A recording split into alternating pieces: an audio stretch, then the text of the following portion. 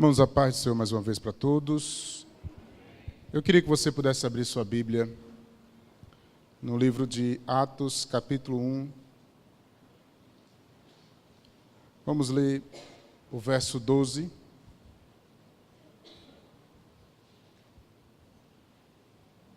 Em diante. Atos, capítulo 1. A partir do verso 12. Se você achou, diga amém. Eu vou ler e você me acompanha na leitura que diz assim.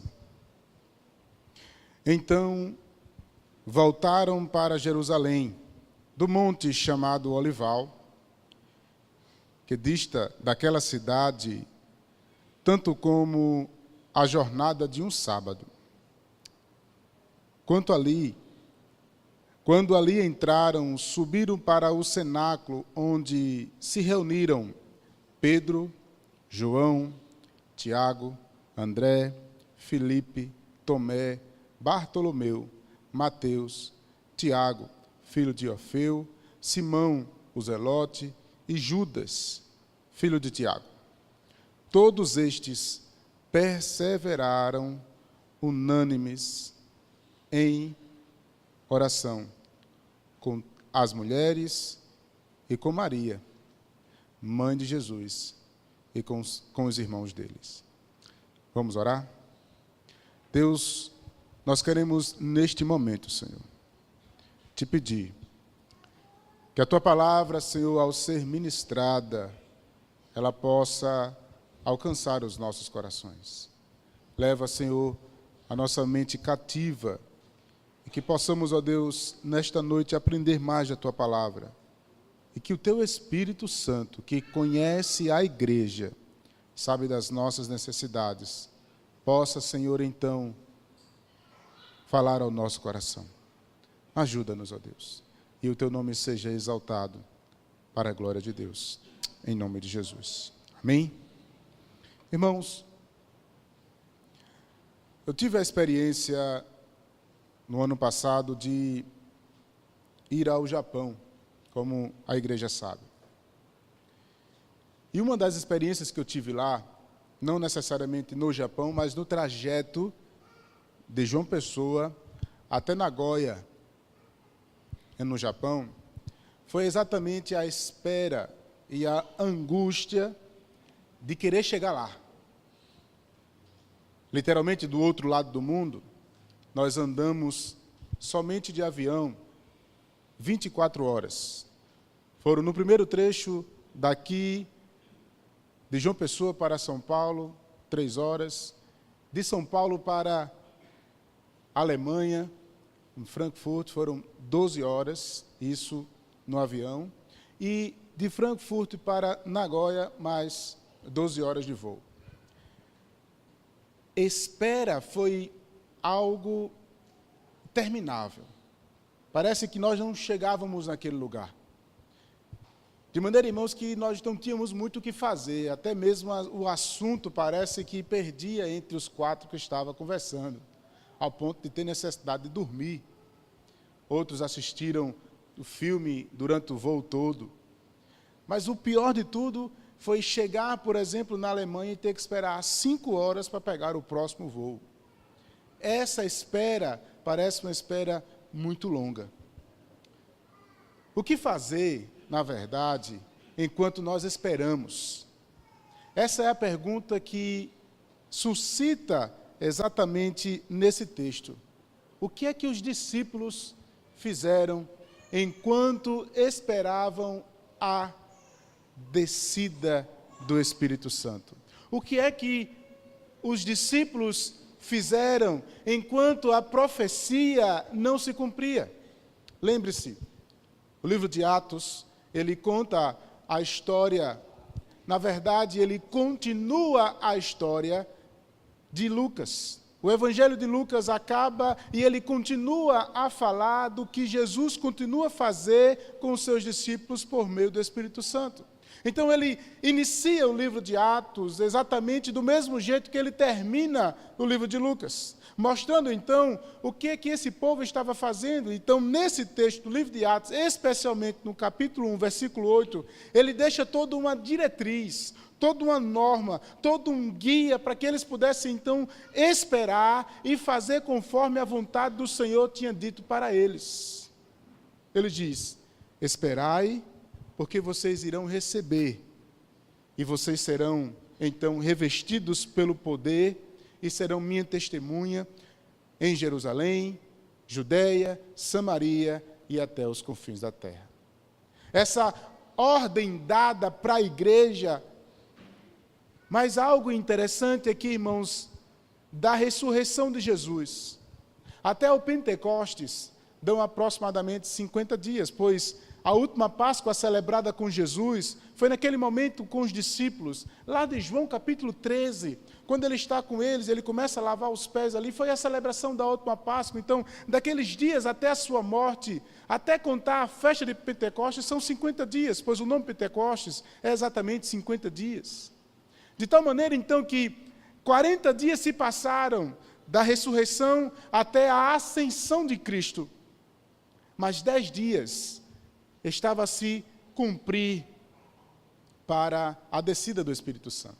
Mas um detalhe, os discípulos não sabiam que seria no ato do Pentecostes. Eles não sabiam, eles tinham a expectativa, a ordem foi esperar. E esperar, irmãos, não é fácil. Nós nos agoniamos, nós ficamos inquietos, por muitas vezes temos a tendência de fazer aquilo que não gostamos, nos aborrecemos. Então surge essa pergunta para nós: o que é que os discípulos então fizeram? Você percebe na narrativa do texto que os discípulos, quando viram a ascensão de Cristo, ficaram lá, na expectativa. E terminamos então semana passada dizendo que o próprio anjo disse para eles: olha, da forma que ele foi, ele vai voltar, gerando então a expectativa da volta de Cristo. Mas os discípulos então cumpriram, obedeceram a palavra de Cristo. E o texto nos diz que eles voltaram para Jerusalém. O verso 12 diz: então voltaram para Jerusalém, do monte chamado Olival, que dista a distância, tanto como a jornada de um sábado. A jornada de um sábado, irmãos, é equivalente a 1 quilômetro. Então, eles saem exatamente do monte e caminham 1 quilômetro até o cenáculo, que possivelmente foi o mesmo cenáculo que ele se reuniu para celebrar a Páscoa. Possivelmente eles estavam ali agora com este número de discípulos reunidos naquele cenáculo. Então, o Evangelho de Lucas, no capítulo 24, diz que eles, durante esses dias, se reuniam, oravam e cantavam com júbilo ao Senhor. O texto de Atos vai dizer que eles estavam todos perseverando unânimes em oração com as mulheres e com a família de Jesus. Então, percebemos que nesse tempo de 10 dias, da qual eles não sabiam o tempo, eles estavam no aguardo. Nós sabemos que foi 10 dias, mas eles não tinham essa expectativa de 10 dias. Esse tempo, eles não ficaram ociosos. Eles estavam reunidos, perseverantes, unânimes e cumprindo o seu legado como igreja. Algumas verdades me chamam a atenção nesse texto. A primeira delas é que, se você for contar a lista dos apóstolos aqui citados, na verdade dos discípulos e apóstolos, está contando apenas 11, não conta 12.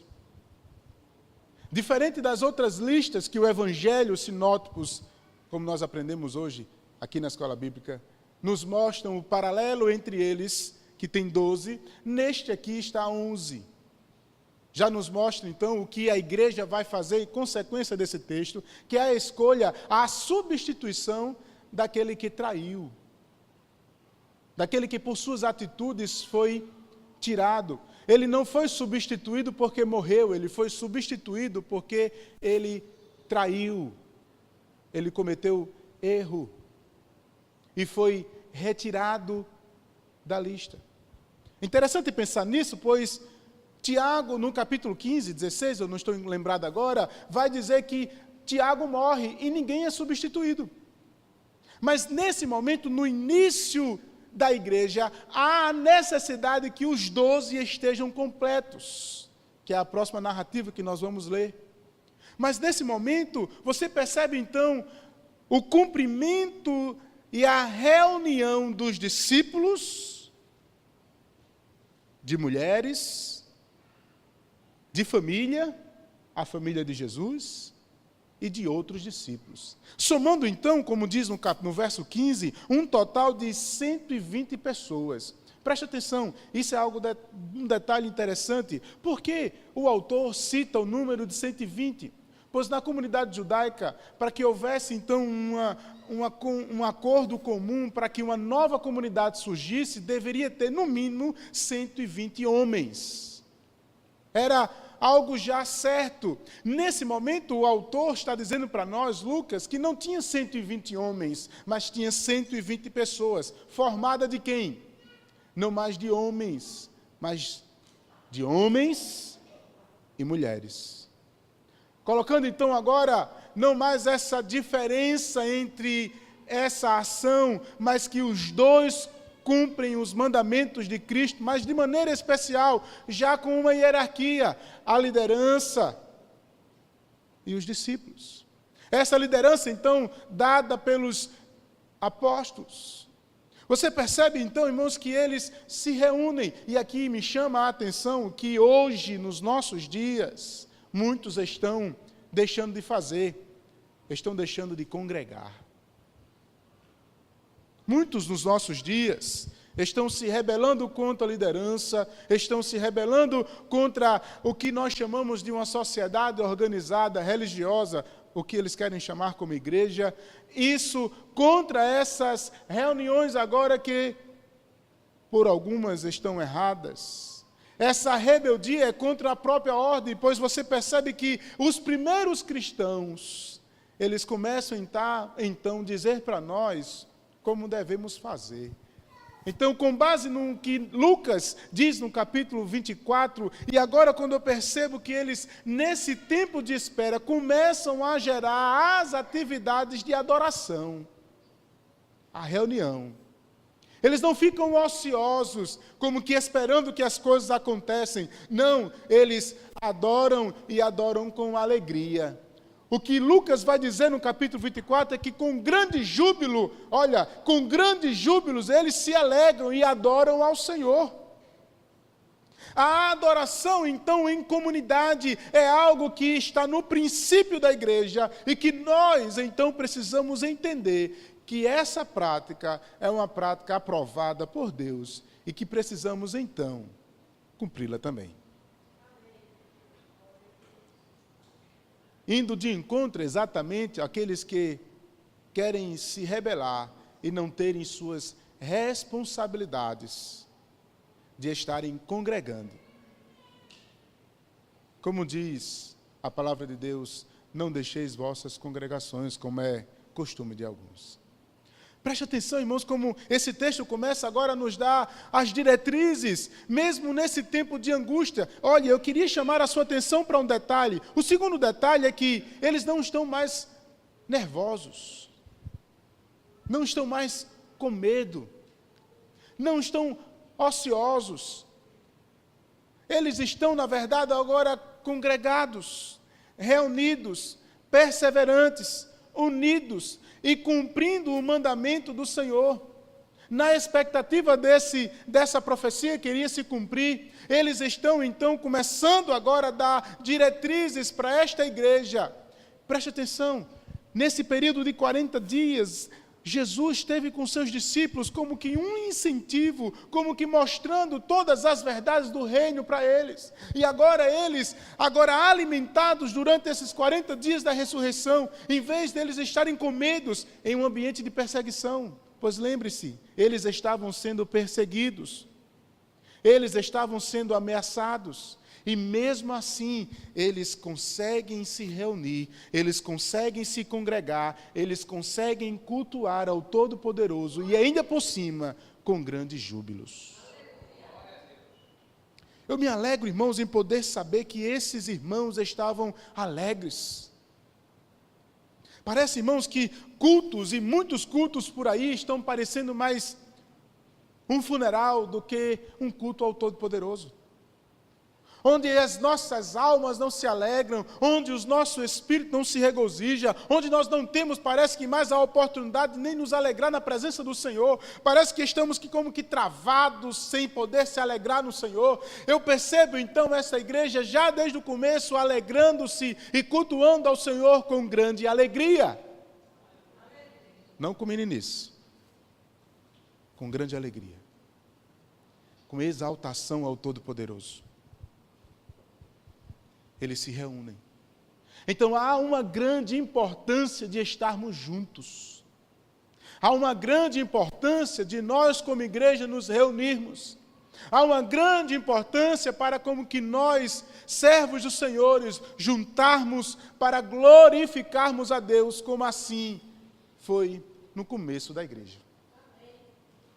Mas eles se reúnem, irmãos, com outro motivo. Além da espera e do ajuntamento da adoração, o texto diz que eles perseveravam, unânimes, em oração. E é interessante falar sobre isso.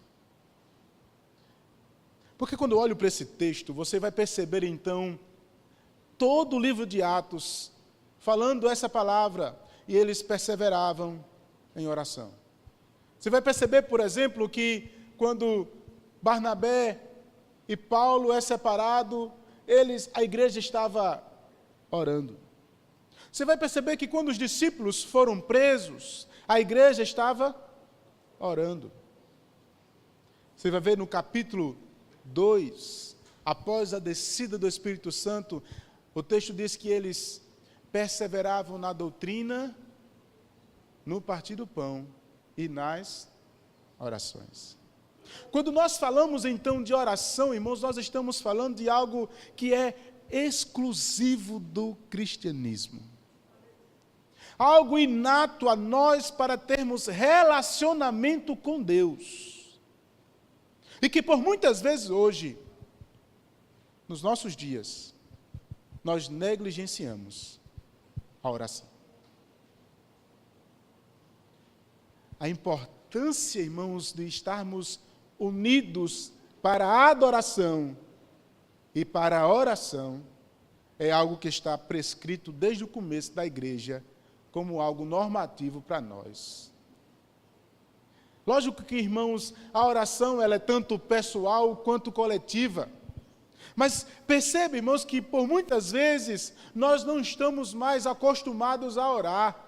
É como que nós não temos mais esta empolgação, é como que nós não queremos mais fazer, é como que nós não queremos mais praticar. E estamos dizendo com essa ausência da oração que nós não conhecemos o Deus a quem nós conversamos com Ele. Nós dizemos que não queremos ter relacionamento com Ele, já que nós não queremos ter orar. Estamos muito mais focados hoje na parte do conhecimento do que na intimidade. Estamos hoje vivendo um momento em que as pessoas estão tão empolgadas pelo conhecer, e que isso é importante, eu defendo isso. Eu quero que minha igreja conheça Deus. Eu quero que aqueles que estão ao meu lado possam conhecer a Deus, ler bons livros, mas principalmente conhecer a Bíblia. Mas não podemos negligenciar aquilo que nós não podemos controlar, que é a oração. Nós não podemos controlar. Quando você vai ver os avivamentos históricos, irmãos, todos começaram por uma volta às Escrituras e uma volta à intimidade com Deus por meio da oração. Todos os avivamentos históricos começaram, então, pontualmente a um retorno às Escrituras e a uma volta às orações. A pergunta, então, suscita para nós que, como Igreja de Deus, que se reúne para adorá-lo, estamos nos reunindo para adorá-lo com gratidão ao Senhor, com júbilo no nosso coração, com serviço a Ele e com essa alegria de poder estar unânimes, reunidos para a adoração dEle. E também estamos nos reunindo com o propósito da oração. É claro, irmãos, que nesse texto fica explícito que eles estão orando com um propósito. Quando ele diz que estão perseverando, eles estão perseverando em unidade. Quando diz o texto, perseveraram unânimes. Essa unanimidade aqui, lógico, está ligado especialmente com a profecia dada por Cristo. A promessa que eles deram, olha, perseverem, olhem, fiquem em Jerusalém até que se cumpra a profecia. Mas o interessante de nós pensarmos que esse princípio da perseverança e da unidade é algo que a igreja precisa então praticar nos nossos dias. Nós precisamos, irmãos, ter a perseverança de continuar, e não só na adoração e na oração. E eu quero também dizer, irmãos, que na vida da igreja, seus cumprimentos, na sua vida particular, na sua vida devocional, a perseverança, irmãos, é algo que nos nossos dias parece que não se tem mais. E quando nós falamos de perseverança, parece que isso abrange toda a nossa vida cristã. Hoje parece que os crentes que se convertem ao Senhor já se convertem com data de validade. Com dois anos, perde a validade. É como que só querem aquele primeiro amor, aquela primeira alegria. E aí, parece que para se renovar, precisam estar pulando de galho em galho, ou experimentando coisas e coisas. Espera aí, foi isso que as Escrituras deixou para nós?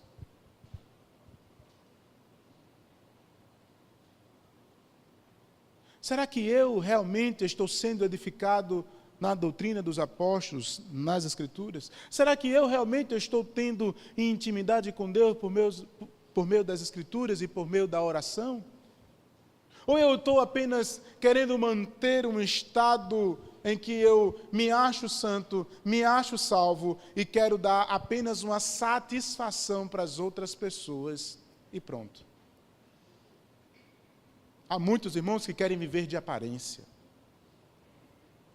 Mas Deus não quer aparência. Porque o que eu consigo ver é apenas o externo, mas o que Deus vê, eu não consigo ver. O que você consegue me enganar, a Deus você não consegue enganar. Porque Deus conhece a tua vida inteira. Deus esquadrinha os teus pensamentos.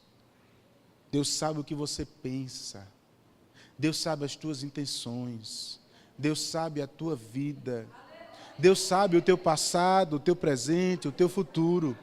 Ele é onisciente, Ele é o teu Criador, Ele é o Senhor da tua vida. Não adianta, irmãos, brincar com Deus. Você pode brincar com os homens, mas queira Deus como o Senhor da tua vida. Não adianta, irmãos. Estamos brincando de sermos crentes e não é mais tempo de brincar de ser crente. Nós não somos diferentes daqueles apóstolos. Nós não somos diferentes daquela igreja. Assim como eles estavam esperando o cumprimento de uma profecia, nós estamos também. Eu não sei quando vai ser, mas eu tenho certeza que vai se cumprir. Eu não sei se vai ser amanhã, mas assim como eles estavam perseverando unânimes, nós também precisamos perseverar unânimes e falar dessa profecia. Ele vai voltar. Eu e você, irmãos, precisamos viver unânimes na expectativa da volta do Todo-Poderoso. Ele vai voltar, Ele vai voltar. Assim como foi a palavra dos discípulos em todo o livro de Atos, também tem que ser a nossa. Nós precisamos viver como se Cristo fosse voltar amanhã e perseverar na alegria, no culto, na adoração e na oração. Mas nós, irmãos, parece que estamos querendo negligenciar. Oramos pouco e precisamos confessar os nossos pecados. Nós oramos pouco, irmãos. Oramos pouco. Ao ler alguns relatos de homens da história, você vai perceber que eles oravam por muitos tempos. E por muitas vezes nós estamos tão ativos com as nossas atividades que nós estamos negligenciando a oração.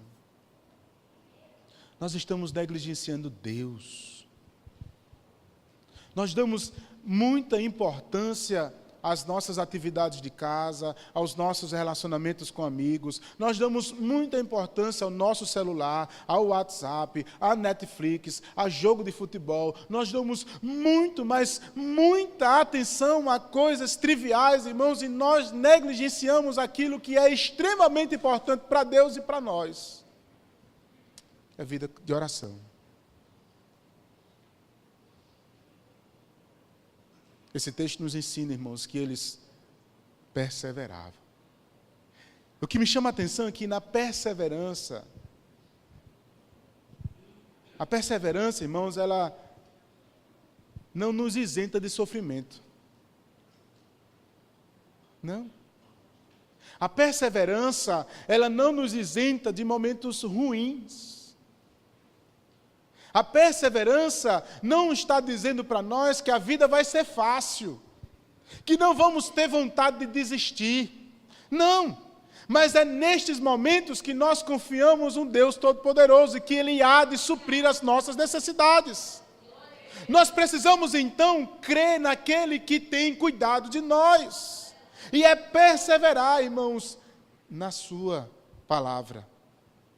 Aqui eu percebo, irmãos, que na narrativa seguinte, ele vai então basear algumas decisões, como a escolha do próximo apóstolo, exatamente nas palavras do Senhor.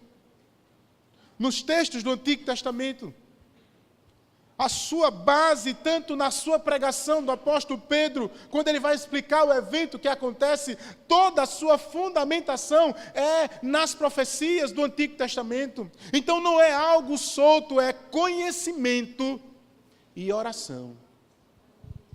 Eu não posso desassociar estas duas coisas, mas eu preciso então perseverar. E por muitas vezes, nós estamos com prazo de validade, e parece que alguns já venceram há muito tempo.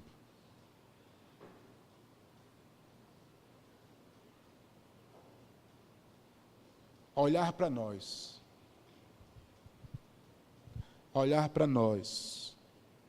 igreja local,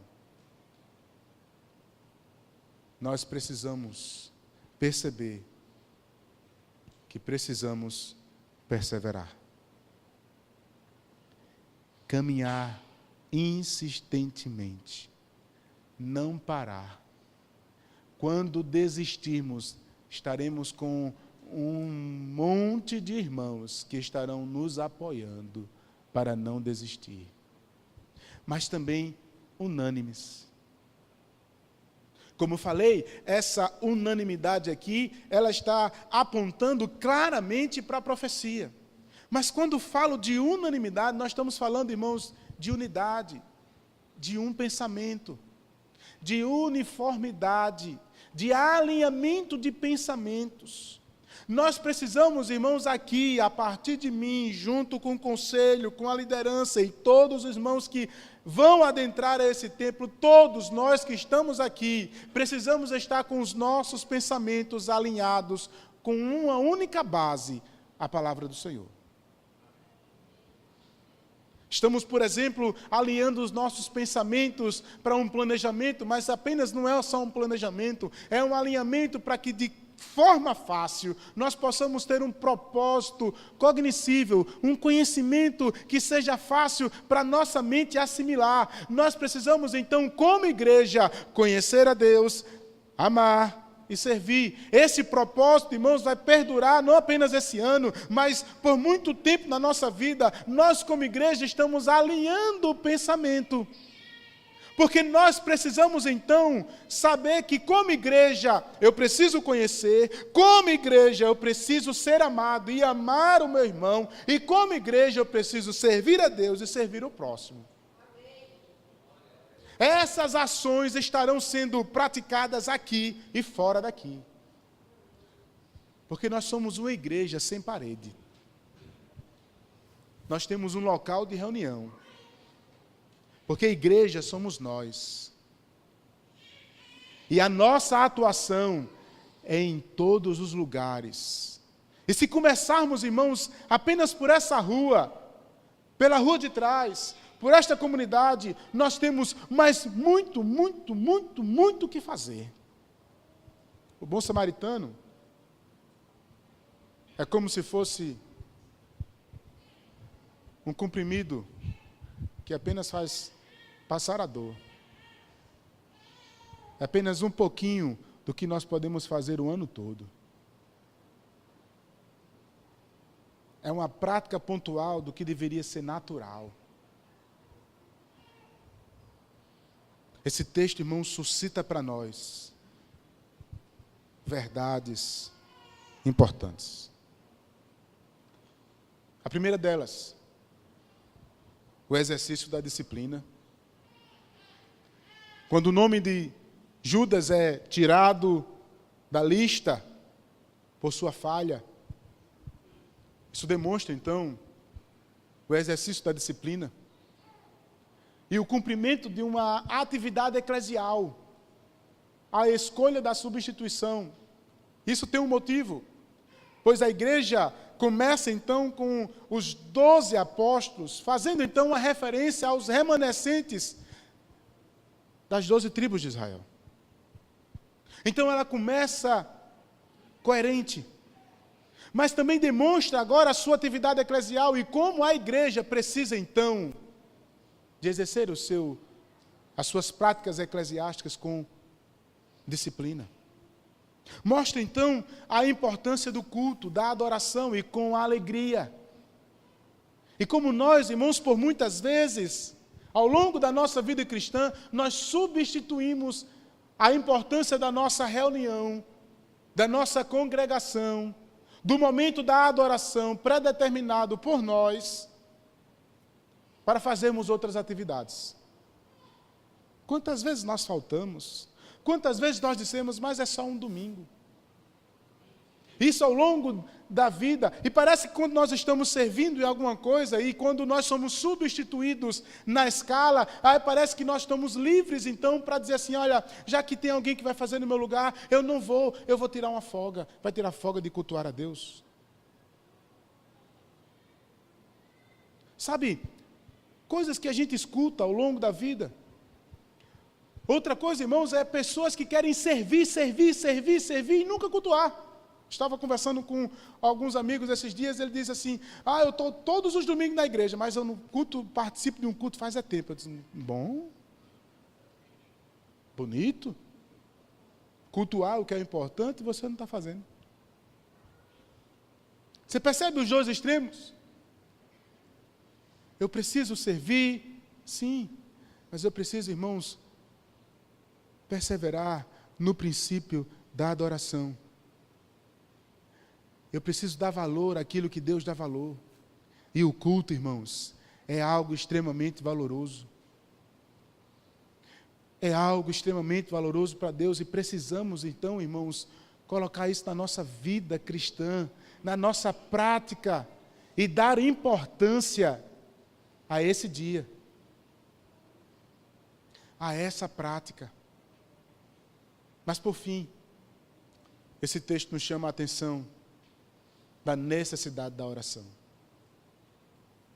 Por muitas vezes, nós estamos falhando na oração. Oramos pouco. Não gastamos tempo. E quando nós não gastamos tempo, talvez é porque não tem assunto. É porque não tem palavras. Talvez se você não tem palavras, é porque talvez você não conhece ao Deus que você serve. Ou você está tão envolvido com outras coisas que conversar com Deus é uma perca de tempo.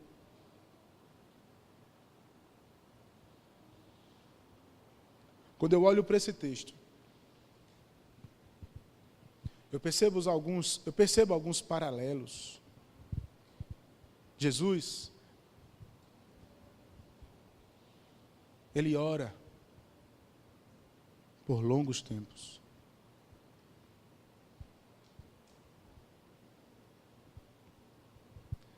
Nesse texto, nós percebemos os discípulos congregados, reunidos, orando por muito tempo. A expectativa da profecia, que não diferencia de nós. Não mais a mesma profecia, porque a profecia já se cumpriu. No capítulo 2, no tempo e na história, mas há uma nova profecia. E essa profecia é o retorno do nosso Rei. E eu e você precisamos estar alinhados, perseverando e falando deste retorno. Será que nós estamos orando o suficiente?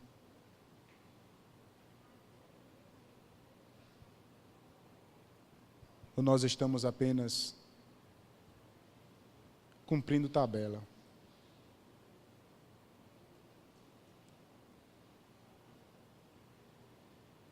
Deus nos chama para orar. E eu convido você nesse momento a orar.